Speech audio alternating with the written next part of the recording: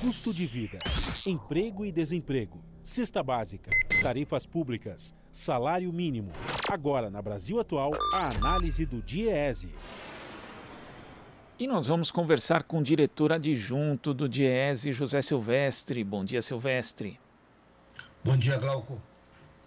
Silvestre, o FMI divulgou um documento que revisa o estado das finanças públicas ao redor do mundo, projetando uma redução na pobreza e na dívida pública nesse ano em comparação ao ano passado, mas os níveis vão permanecer bem acima do que era esperado antes da crise.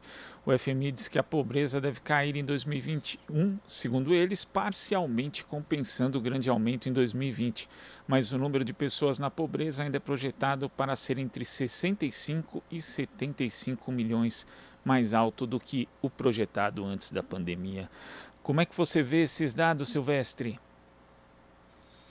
Então, Glauco, acho que de certa forma era esperado que você tivesse, né, um movimento no sentido de redução da pobreza, porque em razão da pandemia, né, em 2020, você teve os estados, né, os países de uma maneira geral, tiveram que gastar mais, né, investir mais para fazer o enfrentamento da pandemia. Portanto, isso teve, evidentemente, reflexo na dívida pública dos países, né? Além dos países, você teve também, digamos assim, o crescimento do endividamento foi generalizado. As empresas, as próprias famílias, né? Porque na medida que você teve também a situação de piora, né? Da renda, do emprego, enfim. Então, acho que isso era, de alguma forma, era esperado. Para 2021, quer dizer, essa redução também, por quê? Porque você teve o avanço, né, na vacinação nos países, de uma maneira geral, né, uns mais, outros menos, evidentemente.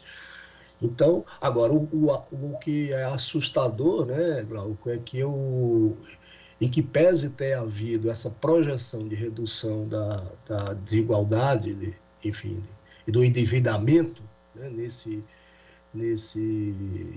21 em relação a 20, a pobreza ainda é uma coisa assustadora, quer dizer, entre 65, né, e 75 milhões de pessoas, mas é realmente uma coisa assustadora.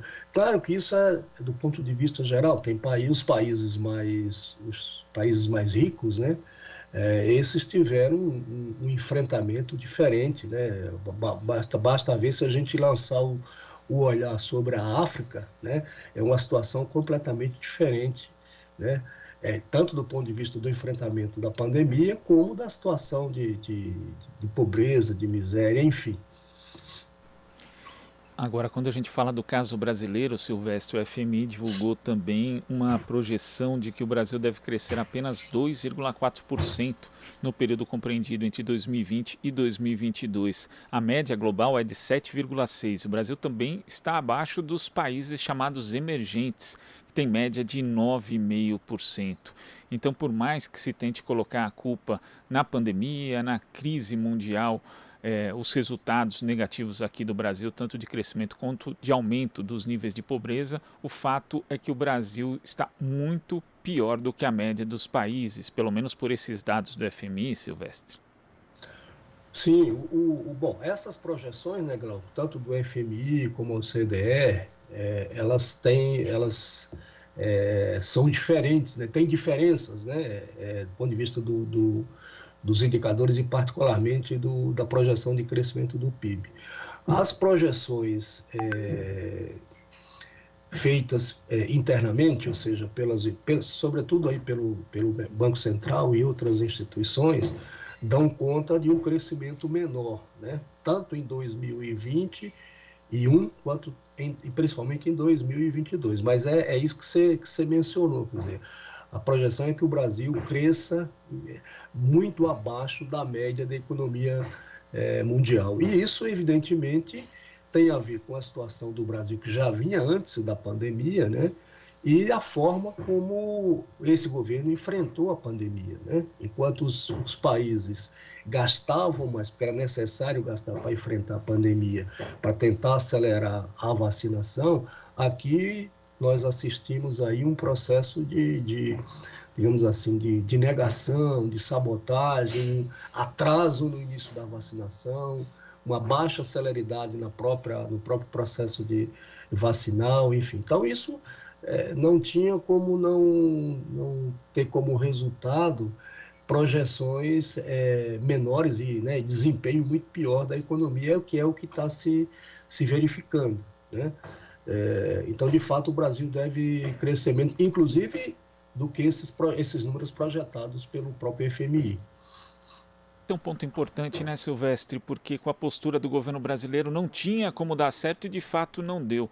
Tem um trecho, inclusive, do documento do FMI que diz o seguinte: essa variação, né, a variação de projeção de crescimento e de aumento dos níveis de pobreza, ela depende de taxas de vacinação contra a Covid-19 locais, do estágio da pandemia e da capacidade dos governos de acessar empréstimos de baixo custo, fatores que podem exacerbar os efeitos sociais e econômicos desiguais da pandemia. O relatório fazendo a distinção entre os países e vendo justamente esses aspectos, tivemos aí um governo que, na verdade, sabotou medidas de protocolos sanitários, medidas de distanciamento social que acabaram ampliando o alcance da pandemia aqui no Brasil, com níveis de contaminação e de mortes também muito acima da média global, e aquela dicotomia falsa entre saúde e economia acabou se mostrando muito falsa e muito danosa mesmo para o país, né, Silvestre? Porque no fim das contas atrasou e está atrasando a recuperação econômica.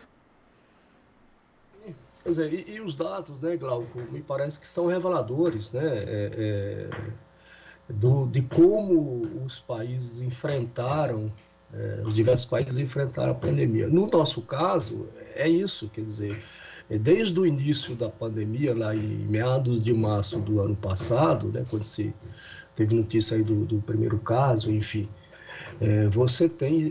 a gente tem acompanhado sistematicamente um processo de enfrentamento da pandemia, é isso mesmo, de negar, de sabotagem, de desorientação, quer dizer, e isso, desorientação em relação às medidas necessárias recomendadas tanto pela Organização Mundial da Saúde como pelo próprio Ministério, enfim, pelas autoridades sanitárias de uma maneira geral, quer dizer, e o governo indo sempre numa direção contrária. Então, isso, evidentemente, teve reflexo em 2020 e está tendo ainda em 2021. Basta comparar, né, o percentual da população que já está imunizada com as 2 doses ou com a dose única, entre o Brasil, por exemplo, e os diversos países, né? Nós estamos lá atrás, né?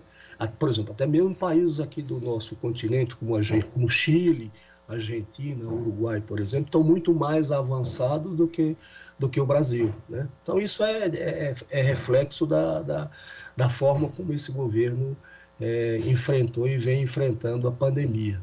Então, não tinha como esperar resultados diferentes, seja do ponto de vista do desempenho da economia, seja do ponto de vista da vacinação, né?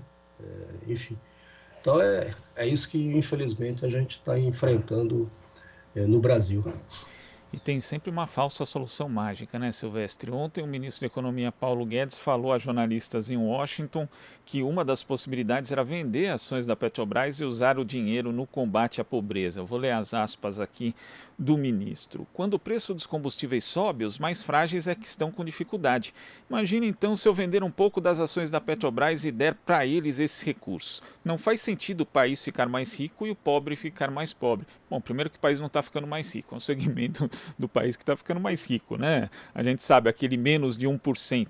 E também uma solução estapafúrdia, Silvestre, porque vender ações, você achar uma forma de descapitalizar a Petrobras ou fazer privatizações disfarçadas para justificar o uso desse recurso no combate à pobreza, o que está deixando as pessoas mais pobres ainda é justamente a política de preço da Petrobras imposta pelo governo Bolsonaro, que é uma continuidade daquilo que foi implantado no governo Temer.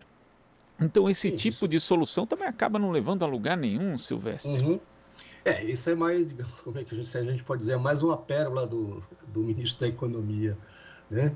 É, isso, é a política errática de preços da Petrobras que tem feito com que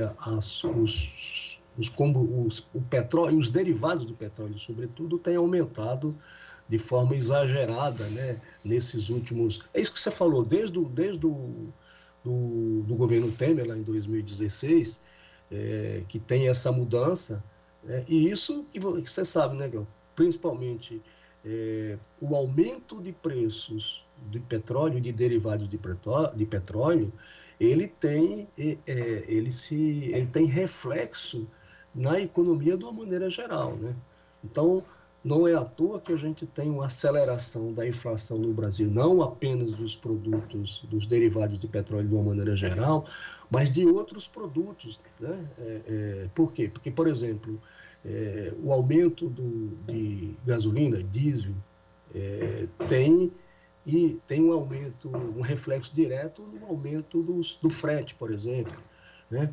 Que por sua vez se irradia para outras cadeias produtivas, enfim. Então, não é isso que vai resolver, né? O governo teria que ter mecanismo, né? Teria que ter uma política de contenção, né, da inflação. Outra questão em relação especificamente em relação aos alimentos, né, aos produtos alimentícios, você tem o impacto do aumento do petróleo, por exemplo, do diesel, da gasolina, etc. Mas vamos combinar também que você teve uma política do governo de esvaziamento, né, dos chamados estoques reguladores. Isso a gente observou já no ano passado. Enfim, é essa política que tem feito com que você tenha, entre outros aspectos, a inflação acelerada do jeito que se acelerou desde... Começou lá em setembro, mais ou menos setembro de 2020, né? E com sinais, né, de continuar em patamar elevado nesses próximos meses. Infelizmente, Silvestre, queria agradecer a sua participação aqui no Jornal Brasil Atual e até a próxima. Até a próxima, um bom dia para você, Glau. Bom dia. Conversamos aqui com o diretor adjunto do Diese, José Silvestre. Você está ouvindo Jornal Brasil Atual. As notícias que os outros não dão.